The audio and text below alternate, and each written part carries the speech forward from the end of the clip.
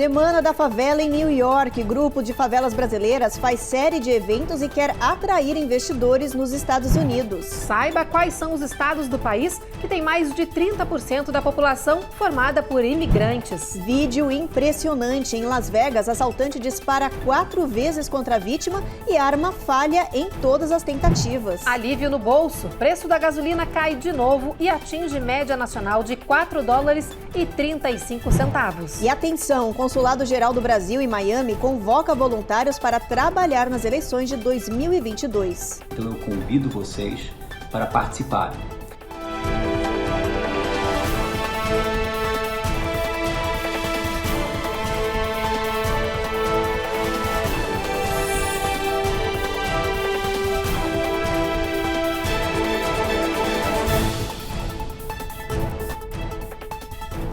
Olá, boa noite. Boa noite. A edição de hoje começa com uma visita especial aos Estados Unidos. O presidente do Grupo das Favelas Brasileiras, conhecido como G10, está aqui para divulgar as comunidades e arrecadar recursos. Pois é, eles querem atrair investidores estrangeiros para desenvolverem a economia das nossas comunidades brasileiras, que tem um gigante potencial de investimento. A Carolina Camargo conta toda essa história pra gente. De Paraisópolis, São Paulo, para New York, nos Estados Unidos, o presidente do grupo G10 Favelas, Gilson Rodrigues, abriu o pregão. Foi a primeira vez que o representante de uma favela brasileira foi convidado a tocar o sino da Bolsa de Valores americana, uma das mais importantes do mundo. A visita aos Estados Unidos tem um motivo: promover a Semana das Favelas do Brasil em New York, com o objetivo de arrecadar recursos para as comunidades brasileiras em projetos de educação e empreendedorismo. Atualmente, existem mais de 13 mil favelas no Brasil, com cerca de 17 milhões de moradores e potencial de consumo de 170 bilhões de reais. A comitiva também visitou a Organização das Nações Unidas, onde foi recepcionada pelo embaixador na missão permanente do Brasil, e a Columbia University, que tem um importante trabalho de intercâmbio científico com o nosso país. Criado em 2019, o G10 Favelas é um grupo de líderes e empreendedores de impacto social que tem como objetivo promover o desenvolvimento econômico e o protagonismo das comunidades. Hoje está presente em mais de 180 áreas espalhadas pelo Brasil. Uma semana inteira para trazer a potência da favela, mostrar desenvolvimento econômico, mostrar uma série de atividades que mostram essa favela organizada, potente e agente da sua própria transformação.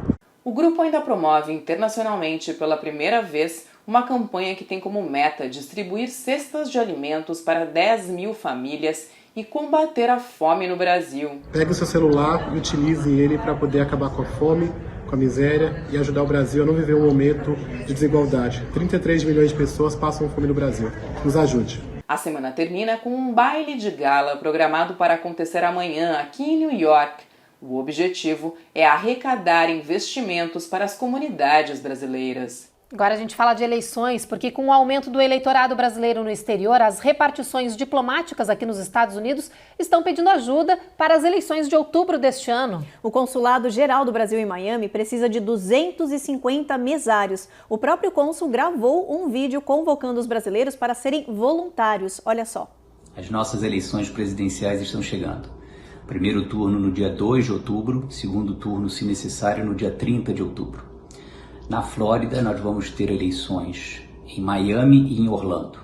Então, acompanhe no site do TSE para ver qual é a sua sessão eleitoral, para saber em que cidade você vai votar. Também comento que nosso colégio eleitoral na Flórida é um dos maiores no exterior. Para o sucesso da eleição brasileira, é muito importante a gente contar com um bom número de voluntários trabalhando como mesários. Então, eu convido vocês para participarem. Qualquer pessoa maior de 18 anos, em dia com suas obrigações eleitorais e que não seja membro da direção de um partido político, pode participar como mesário. Então, se você puder participar, seja no primeiro turno, no segundo ou nos dois, clique no link aqui do nosso vídeo e preencha um formulário bastante simples. Muito obrigado pela ajuda de vocês, um abraço a todos. E agora a gente fala sobre crescimento da população imigrante aqui nos Estados Unidos. Por um acaso, você sabe quais são os estados mais procurados por pessoas que nasceram em outros países? Olha, pelo menos 12 estados norte-americanos têm hoje mais de 30% da população formada por imigrantes. No estado de Washington, uma pesquisa revelou um aumento na preocupação dos moradores com essas questões imigratórias. Atualmente, cerca de 27% dos moradores dos Estados Unidos nasceram no exterior. Isso representa 25 milhões de pessoas. A imigração é hoje uma das questões mais proeminentes que dividem os americanos, o que é determinante para explicar por que o número de estrangeiros muda tanto de estado para estado.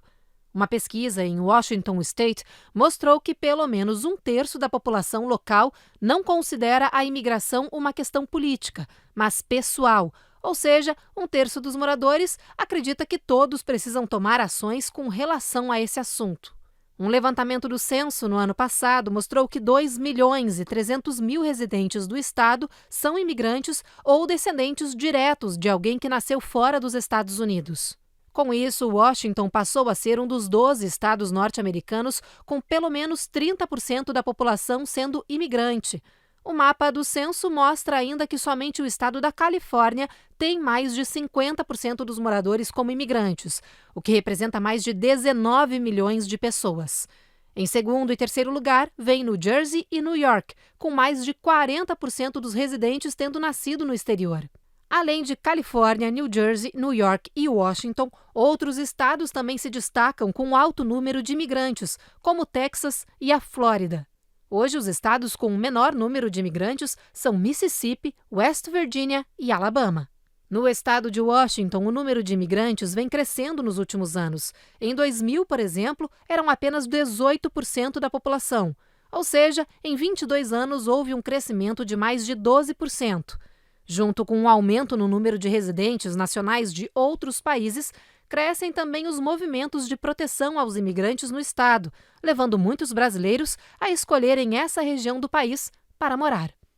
E agora um alerta de saúde. O número de casos de varíola dos macacos segue subindo nos Estados Unidos. E o país tem hoje um dos maiores níveis de contágio no mundo. Olha, até agora, mais de 3.500 casos de monkeypox já foram oficialmente reportados em todo o país. Isso segundo dados do Centro de Controle e Prevenção de Doenças, que é o CDC. Exatamente. O CDC avisa ainda que 95% dos casos são relatados entre homens que têm relação com outro homem. Mas na última semana, vale lembrar que foram registrados os primeiros casos em crianças. 2 testaram positivo para o monkeypox. O país também registrou a infecção de uma mulher grávida.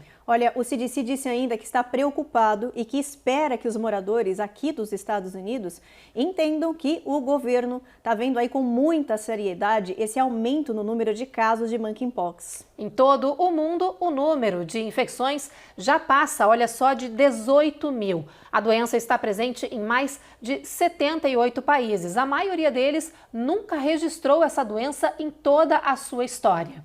Olha, vale lembrar também que na semana passada, a Organização Mundial da Saúde, a OMS, decretou emergência global para a varíola dos macacos.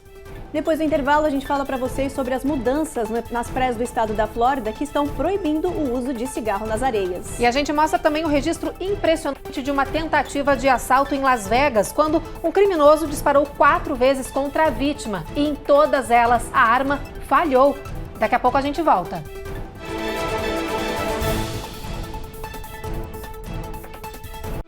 Américas no ar. Oferecimento BB Américas. A nossa gente faz a diferença. Automate Car Solutions. Excelência na compra do seu carro é o nosso compromisso. Rejuve Chef. Melhore agora sua qualidade de vida. Royal Mortgage USA. Porque você merece o melhor. Perm Shield. Precisando construir ou reformar seu ambiente? Temos o piso ideal para você. Acesse permshield.com.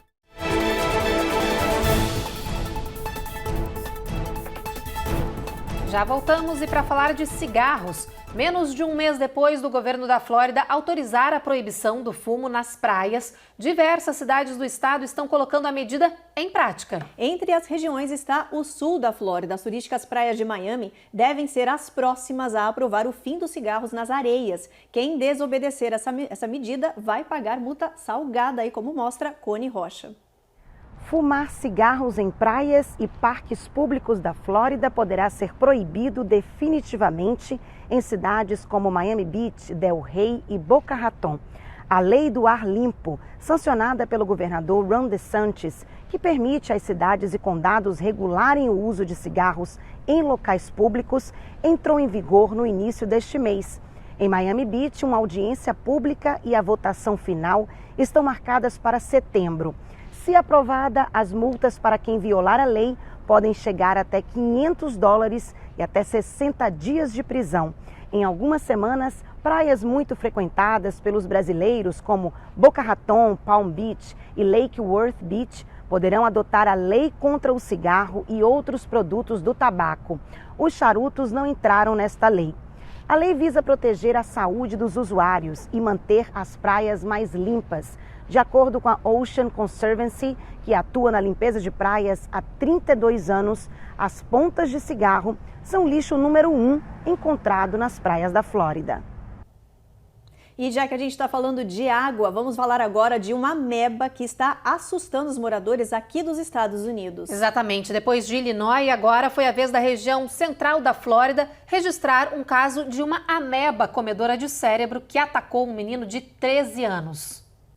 Este é Caleb Ziegerbauer. Desde o início do mês de julho, ele está internado em um hospital infantil da Flórida em coma. O menino começou a apresentar febre alta, dor de cabeça e um quadro de alucinações depois de ter nadado com a família no Port Charlotte Beach, uma região onde as águas calmas de um rio encontram com as águas do mar no centro da Flórida. Os médicos informaram que o quadro de Caleb se encaixa com os sintomas da ameba devoradora de cérebro já encontrada num lago de Illinois.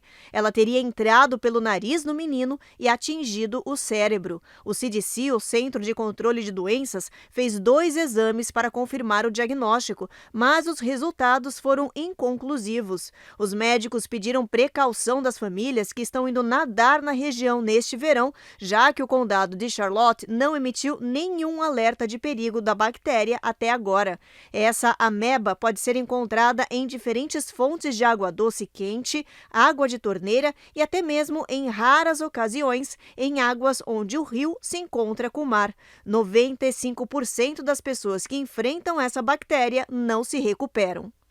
E olha, com as temperaturas subindo cada vez mais, o governo americano resolveu tomar medidas para ajudar a população a lidar com esse calor extremo. A administração Biden criou um site que mostra as temperaturas em todo o país. Assim, as pessoas podem se planejar para sair de casa. O site é esse que vai aparecer agora na sua tela. Ele se chama heat.gov. Ele inclui mapas com previsão do tempo, horários de pico de calor e dicas de como se manter seguro durante as temperaturas extremas. A ideia é ajudar os moradores a evitarem sair nos horários e dias mais críticos e fornecer informações para as pessoas se programarem para ir à praia, fazer exercícios físicos ou até caminhar no parque, por exemplo. O calor extremo é a causa número 1 de mortes relacionadas ao clima aqui nos Estados Unidos. Mata mais que qualquer outro evento climático. Olha, isso significa que em todo o ano, uma média aí de 700 pessoas morrem por causa das altas temperaturas.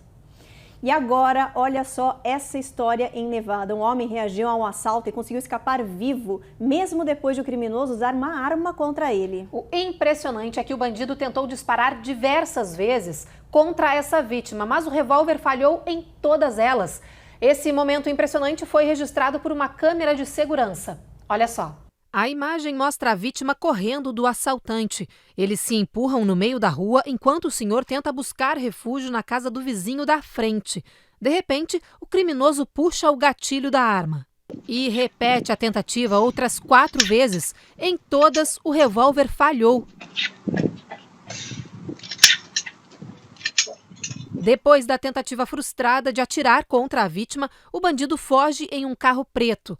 O caso aconteceu em Las Vegas. A vítima, um idoso de 80 anos que não quer se identificar, conta que foi abordada logo depois de estacionar o carro na garagem de casa. O bandido chegou por trás, o agredindo com violência e começou a exigir dinheiro. O assaltante chegou a abrir um cofre da residência e foi quando encontrou a arma do senhor. Foi então que a vítima começou a correr. Ele diz que chegou a acreditar que iria morrer. There were 2 times when I honestly thought this was it. Esta especialista em segurança de armas de fogo diz que a sorte da vítima é que o agressor era bastante ignorante em manipulação de revólveres. A polícia ainda procura pelo assaltante e teme que ele tente fazer novas vítimas na região, já que neste caso mostrou que é extremamente violento. O objetivo dele era claro, começou querendo dinheiro e rapidamente passou a querer matar a vítima. Isso realmente mostra um nível de desrespeito pela vida humana, diz a especialista. Depois do intervalo, a gente mostra um alerta que vem dos hospitais do país que estão registrando um aumento no número de casos de ferimentos e sufocamentos em cadeirinhas de bebês, daquelas que se usam nos carros. E a gente mostra também como foi a primeira rodada de encontros de ONGs brasileiras com autoridades americanas na capital Washington para falar sobre as eleições presidenciais de outubro. A gente volta daqui a pouquinho.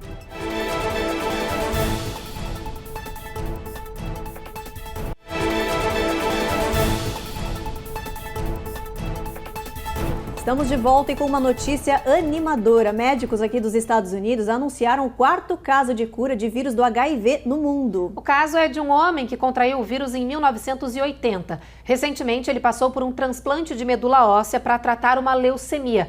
Ele recebeu o órgão de um doador resistente ao vírus HIV e, por isso, está há 17 meses em remissão. O paciente, que tem 66 anos, já parou até de tomar os medicamentos para o HIV. Ele vive na Califórnia e pediu para não ser identificado. A primeira vez no mundo que um paciente com HIV foi curado foi em 2011, em Berlim, na Alemanha. O vírus da imunodeficiência humana, o HIV, afeta o sistema imunológico do corpo e pode levar a AIDS, uma síndrome que dificulta a defesa do corpo contra infecções.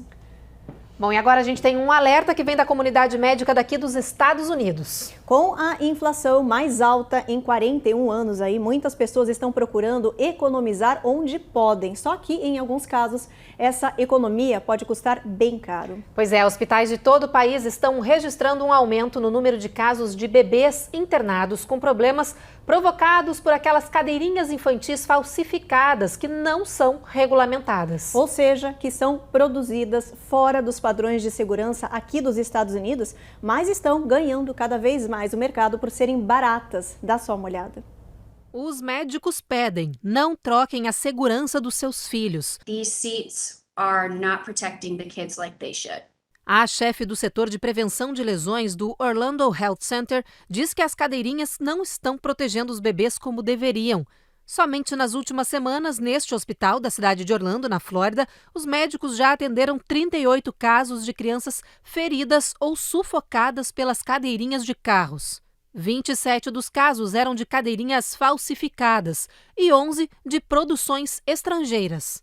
A médica explica os perigos nos 2 casos.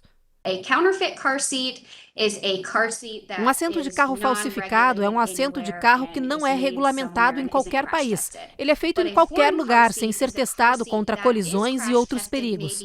Já um assento de carro estrangeiro é testado dentro das regras do país onde foi produzido, mas isso não significa que ele se encaixa nos padrões dos Estados Unidos, diz em tom de alerta. Those standards don't meet the US standards. Segundo especialistas, é preciso seguir algumas dicas para garantir que as cadeirinhas de automóveis são realmente seguras para os bebês, como verificar a qualidade do material, principalmente das peças de ancoragem, que fazem a cadeira ficar presa ao banco do veículo.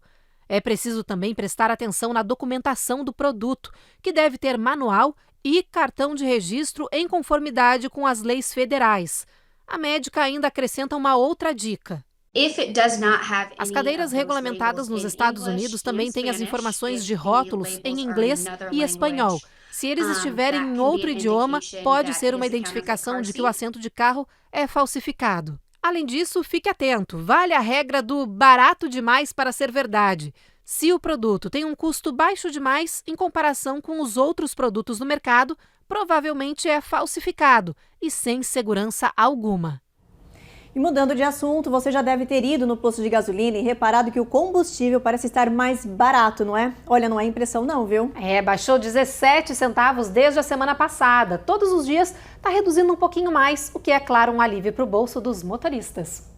Hoje, o preço nacional da gasolina é de $4,35, mas já tem algumas regiões do país que o valor, por incrível que pareça, está abaixo de $4. Vem caindo desde o dia 14 de julho, quando atingiu o recorde nacional de $5 o galão. O motivo da queda, segundo os especialistas, são os preços mais baixos do petróleo, que derrubaram os valores das bombas de combustível, e a baixa demanda que levou também ao aumento dos estoques da gasolina no mercado interno. O AAA disse que se o preço dos barris de petróleo não subirem, o motorista pode ver mais queda da gasolina nos postos. Agora a gente traz para vocês algumas das notícias de maior destaque nesta quarta-feira aqui no país.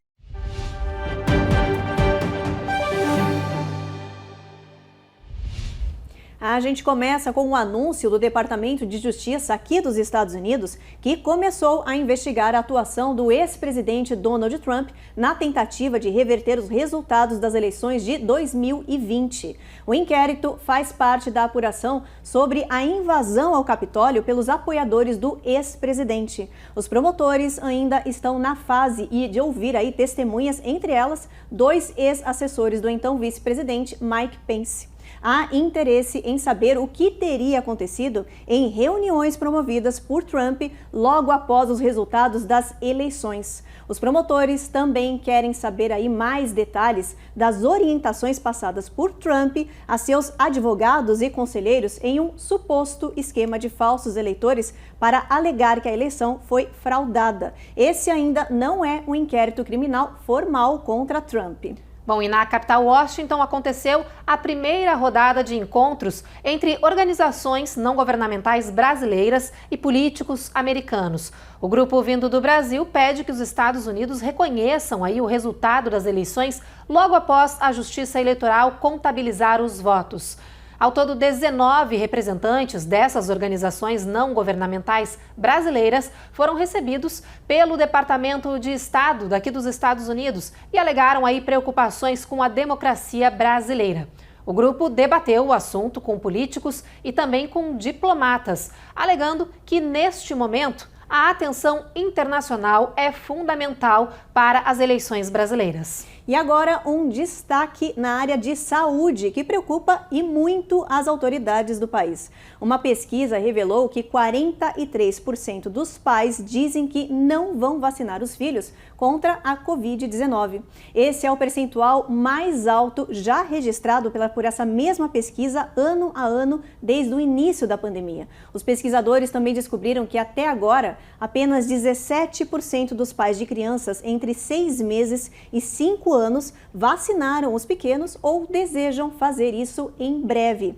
Essa faixa etária faz parte aí do grupo que é foco do governo federal neste momento aqui nas campanhas de imunização. Ainda nesse assunto, os pesquisadores quiseram saber a opinião dos pais com base nas crenças políticas. O resultado é que 21% dos democratas disseram que não vão vacinar os filhos. Do lado republicano, o número salta para 64%.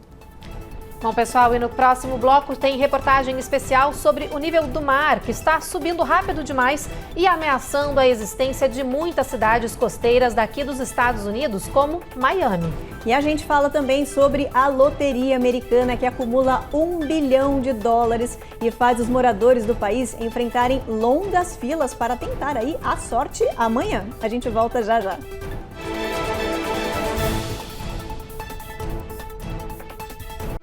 Américas no ar. Oferecimento BB Américas. A nossa gente faz a diferença. Automate Car Solutions. Excelência na compra do seu carro é o nosso compromisso. Rejuve Chef. Melhore agora sua qualidade de vida. Royal Mortgage USA. Porque você merece o melhor. Perm Shield. Precisando construir ou reformar seu ambiente? Temos o piso ideal para você. Acesse permshield.com.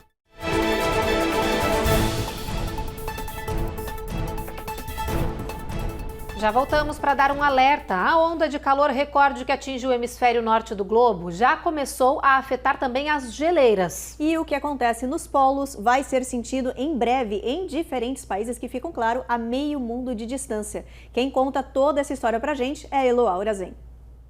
A quantidade de gelo derretido na Groenlândia só no último final de semana seria suficiente para cobrir todo o estado de West Virginia com pouco mais de 30 centímetros de água.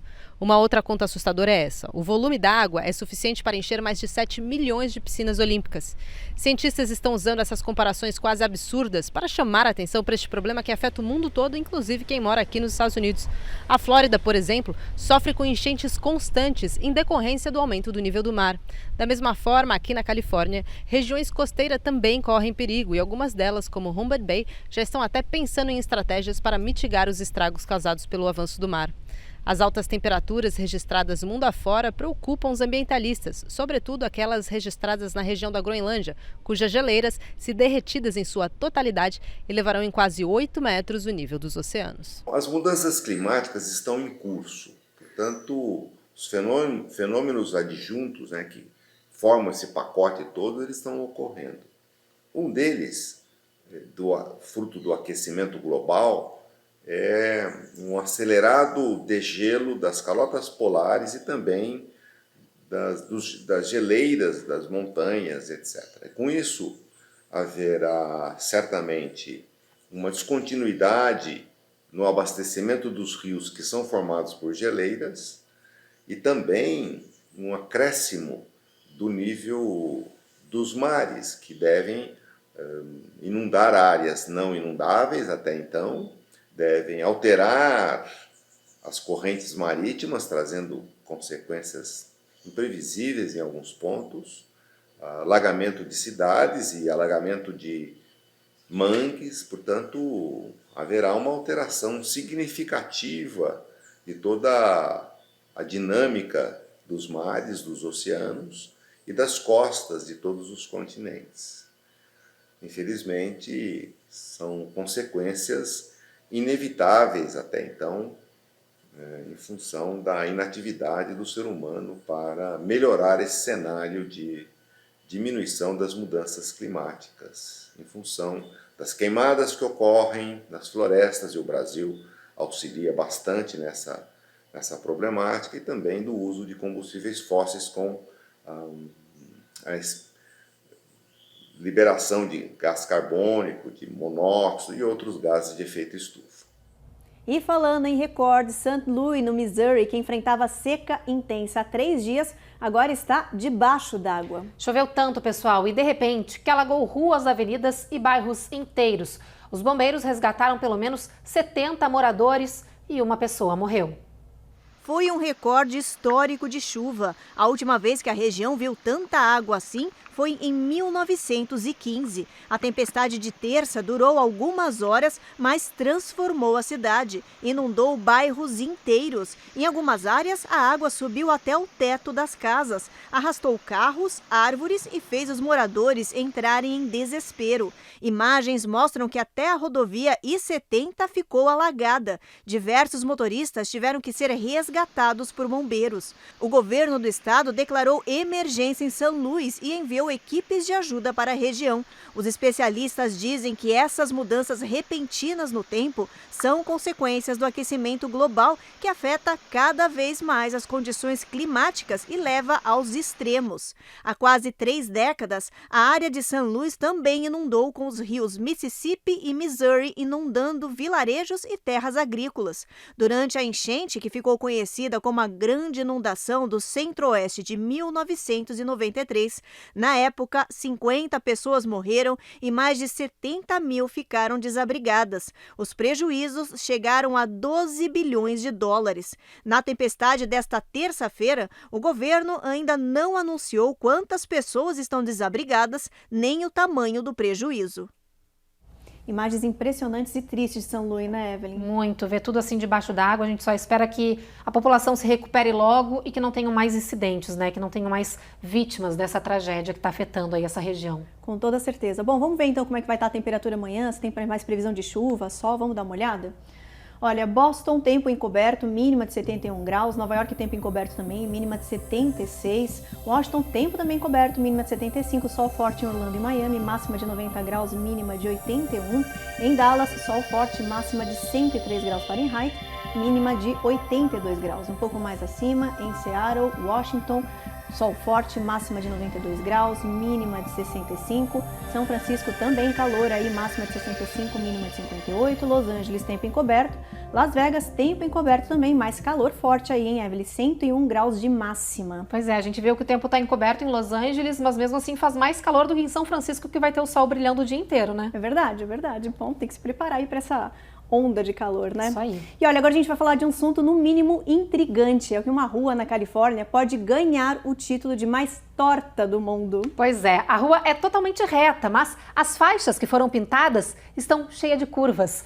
Olha só essas imagens. Esta é a Lead Lane na cidade de Hollister, um completo zigue-zague. Mas olha, quem pintou essas faixas não estava bêbado não, viu? A prefeitura tinha pedido uma rua em que os motoristas não pudessem correr. Só que o projeto saiu assim, nem um pouco como esperado, né? O empreiteiro saiu literalmente da linha e o resultado é esse aí que você vê nas imagens. Agora, essa rua pode entrar para o livro dos recordes como a mais torta do mundo. Já virou até ponto turístico, Ruth, mas está atraindo aí dezenas de motoristas que querem ver e dirigir nessa rua supostamente torta. A prefeitura, entretanto, disse que vai refazer o projeto. Bom, e agora a gente muda de assunto para falar da loteria americana, que vai sortear $1 bilhão nesta sexta-feira. Gente do céu, já pensou ganhar essa bolada? Bom, essa é uma das maiores premiações da história aqui do país e muita gente, claro, anda fazendo filas enormes para tentar essa sorte nesse valor super acumulado. Dá só uma olhada. Filas e mais filas, todo mundo aguardando com os bilhetes nas mãos. Em Nevada, está até difícil controlar o povo, que está enfrentando temperaturas super elevadas para conseguir apostar seus números da sorte. Esta senhora veio preparada, trouxe até uma sombrinha para se proteger do sol. A gente sabia que ia ter fila longa, mas eu realmente estou surpreso com a quantidade de gente, diz este apostador. Cada ingresso da Mega Million é vendido a $2. O sorteio de sexta-feira é uma das maiores premiações da história aqui nos Estados Unidos. Apesar de o acúmulo já chegar a $1 bilhão, por conta dos impostos, o ganhador deve receber cerca de $600 milhões. Mas, afinal, quais são as chances de levar essa bolada? Uma em cada 303 milhões, segundo a Mega Millions. Ou seja, haja sorte, hein? Não esperava nada menos do que longas filas. Agora, Ruth, a gente estava conversando, né, de tarde, que a gente viu uma estimativa. Vou contar para vocês, né, a quem possa interessar, né, Ruth? A quem possa interessar. Quem vencer essa loteria vai ficar mais rico que duas pessoas, Beyoncé e Cristiano Ronaldo. Já pensou? Uma informação importantíssima. Importantíssima. Essa, né? Vai poder dizer que é mais rico que Beyoncé e Cristiano Ronaldo. Bom, eu já vou sair daqui e vou pra fila antes que eu esqueça, porque eu vou entrar nessa bolada aí. Boa. Olha, o Jornal Américas no Ar termina aqui. A gente espera, então, vocês amanhã às 7h30 da noite. A gente chega depois do Cidade Alerta e agora vocês ficam com a série Todas as Garotas em Mim. Até amanhã. Boa noite.